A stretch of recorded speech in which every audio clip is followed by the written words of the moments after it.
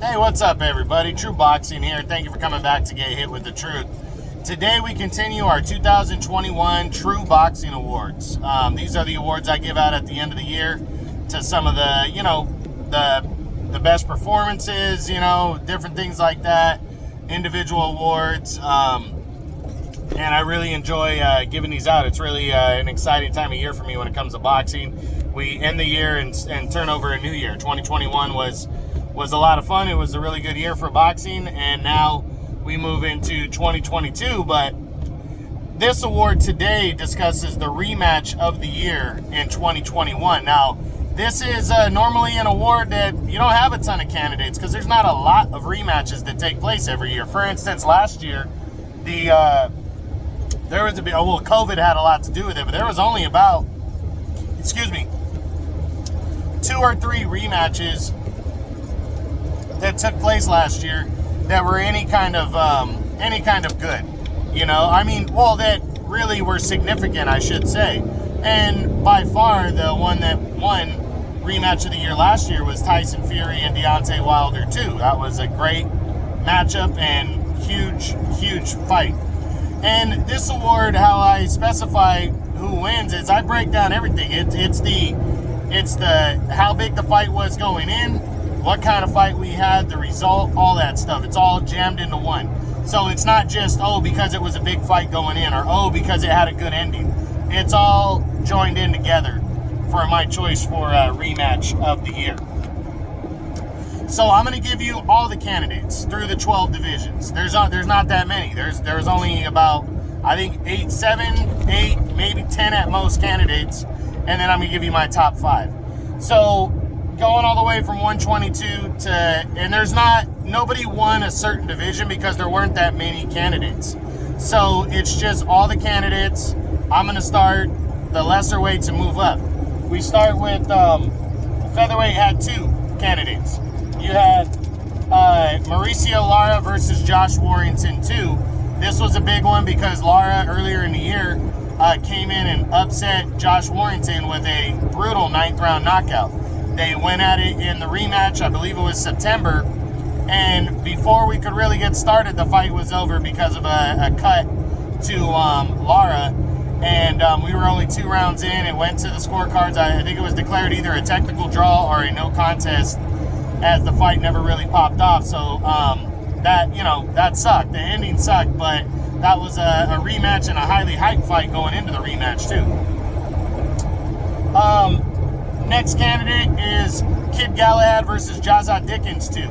That fight took place in August for the vacant IBF Featherweight Championship. And the first fight took place, I think, in fucking 2013, and Galahad stopped Dickens in the late rounds of that fight.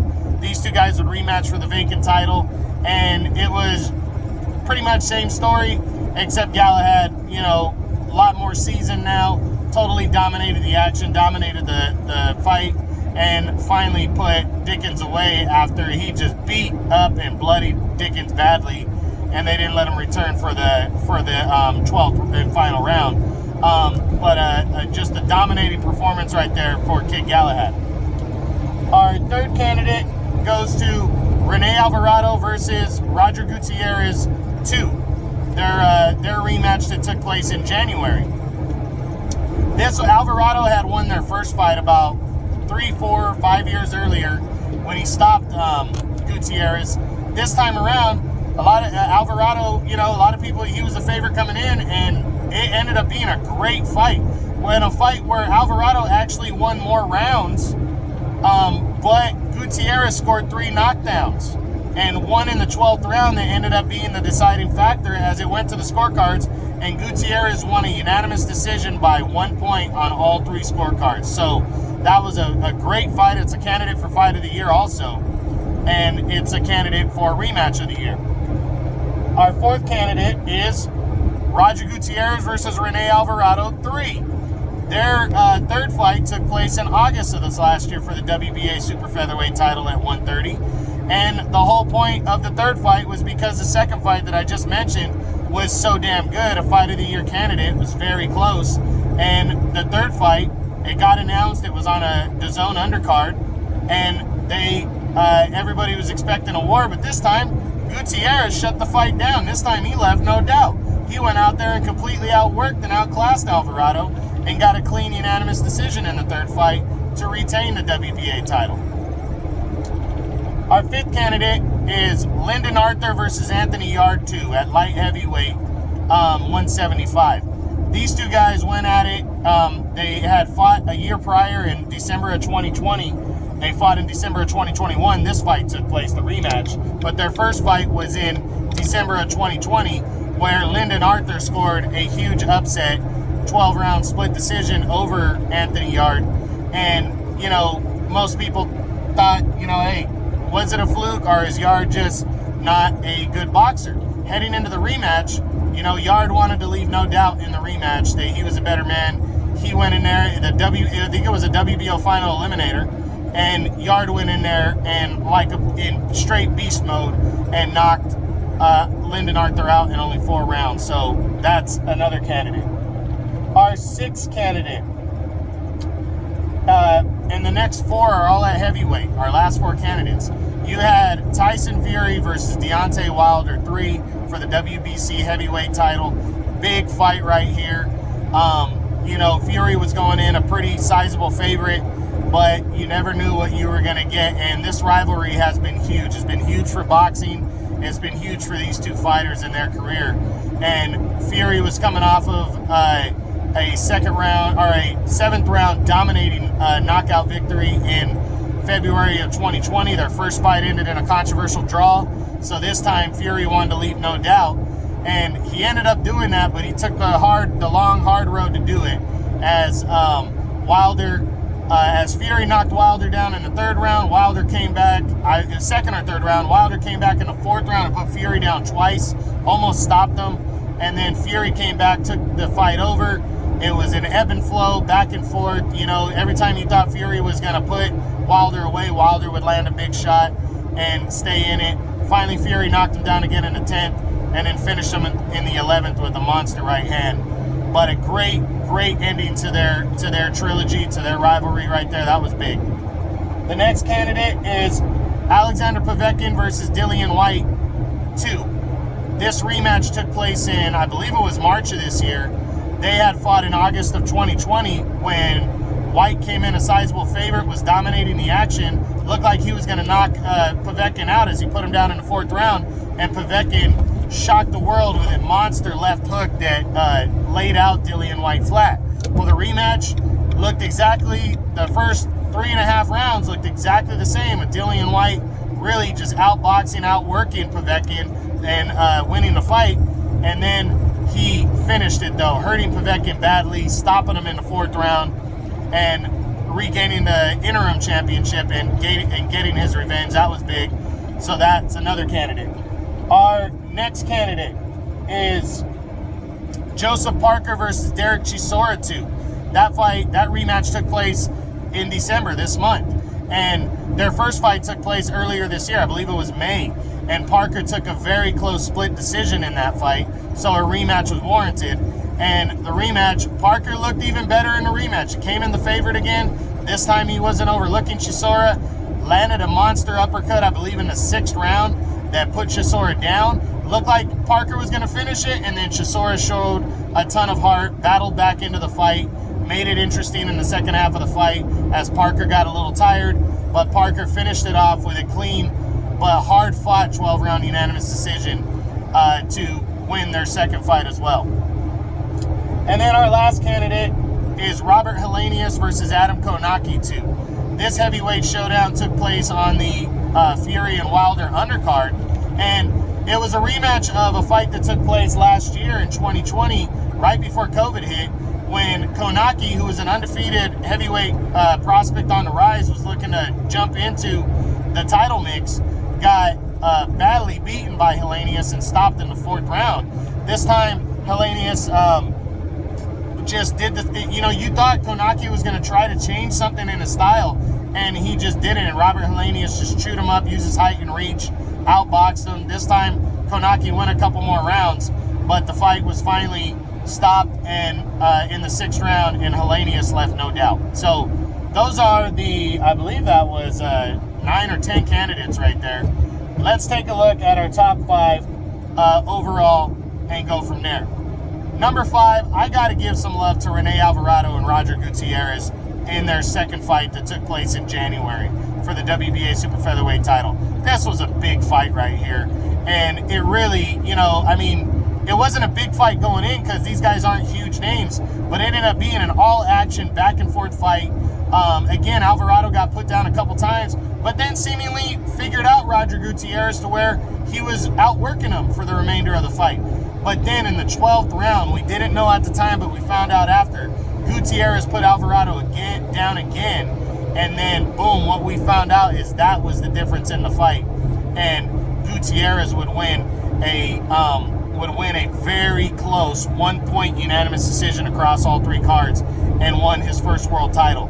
That was a monster win right there. It led to their 3rd fight. Honestly, Alvarado wins that fight, or it's a draw. Maybe the 3rd fight doesn't happen. The fact that last knockdown equaled a 3rd fight where Gutierrez left no doubt, and now he is, a top 5 super featherweight, was monumental right there, big time. And that was a great fight of the year candidate also.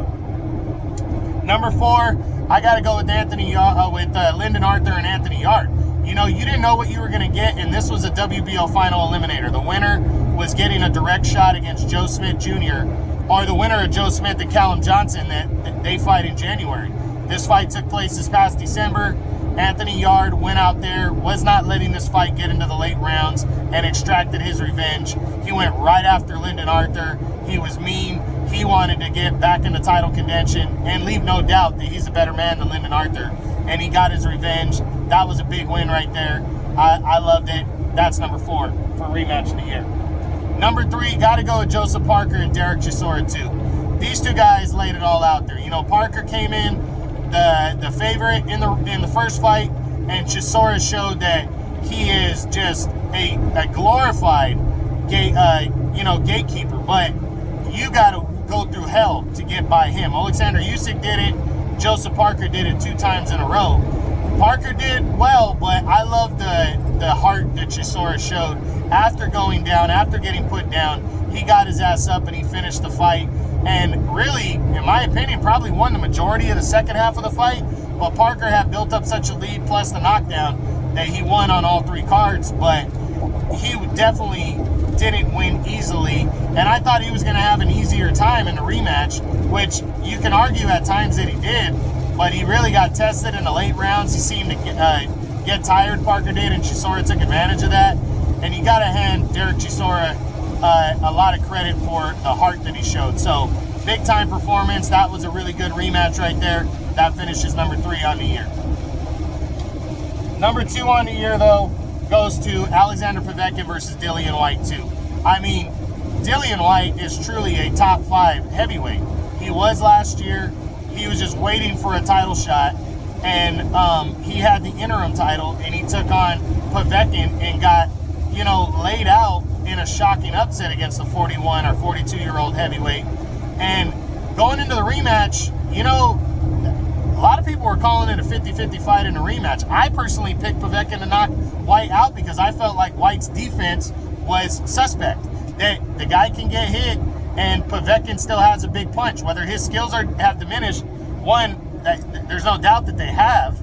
I think Povetkin at his best beats Dillian Whyte at his best all day, but given what we have, Dillian Whyte in his prime, Alexander Povetkin past his prime, all it takes for Povetkin is one punch because he's always had that big heavyweight punch.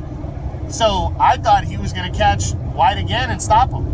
But Whyte this time was just determined. He went in there, he boxed great, landed good hard shots, and didn't let Povetkin get away from him once he had him hurt. Went right after him and finished him off in the 4th round to regain the interim title and put himself back in the mix for the title shot that he's probably going to get against Tyson Fury sometime this year, or next year in 2022. And that was just a big performance by him. But for a 2nd year in a row, the rematch of the year goes to the 3rd fight between Tyson Fury and Deontay Wilder. For me, this defined the heavyweight generation this generation of heavyweights. This defined it. This was first off, it's our biggest rivalry in the heavyweight division of this millennium so far. No question. I mean, you know, in terms of having rematches, and this one was the third fight. I mean, the build-up, even though the third fight, you know, it was funny. The pay-per-view, the announcers hit it on the head. You know, but you don't know. You know, people knew that Tyson Fury was the favorite and deserved to be the favorite, and it was going to be hard for Deontay Wilder to beat him, unless Wilder landed a big punch. But knowing Wilder's power makes him always a serious threat to anybody. And, you know, we knew that going in. But the first two rounds picked up where the last fight left off. Tyson Fury putting it on Wilder. The first round, actually, I gave to Wilder because he boxed. He was throwing left hands to the body, and I was like, okay, he's going to box a little more. That's his strategy. He's going to try to jab. He's got that long reach. Maybe that'll work. And then the second round, Fury turned it around. Right at the end of the first round, heading into the second round, he turned it around. It looked like what we saw last year in 2020 when Fury knocked him out. Third round, he puts him down, and we're like, okay, here we go. It's going to be over sooner than we thought. But then the fourth round, Fury leads with his head, and Wilder lands a crisp, short right hand that hurt Fury badly and put him down. He got up, he put him down again. And you thought, okay, Fury's going to get knocked out, and Wilder is going to beat him, and we're going to see part 4. But then Fury in the 5th round found his legs, and in the 6th round took the fight back. And through round 6 to 10, it was straight up. Fury looked like there was moments he was going to put Wilder away, and Wilder battled back every time and threw a big right hand or landed a big punch that hurt Fury, that you were like, uh-oh, this fight's not over yet. And then, but in the 10th round, Fury capped it off, scoring another knockdown. And you can tell after that it looked like Wilder was out. He went out for the 11th, and Fury had to go and flat out knock Wilder out to finish him. Knock him out and knock him out cold. And he put him face down in that. And the interesting thing was, as between these two guys in 3 fights, you had, I believe, a total of 9 knockdowns. 4. Fury scored the final one that laid out Deontay Wilder and left no doubt he was the better man and ended their rivalry. But it was such an emotional back and forth fight. This fight was the rematch of the year. Absolutely, it defined boxing this year. It was huge. So, big time win. That absolutely, without question, was my 2021 True Boxing Award for rematch of the year. All right, guys, that's it. Hope you enjoyed it. True Boxing, you've been hit with the truth.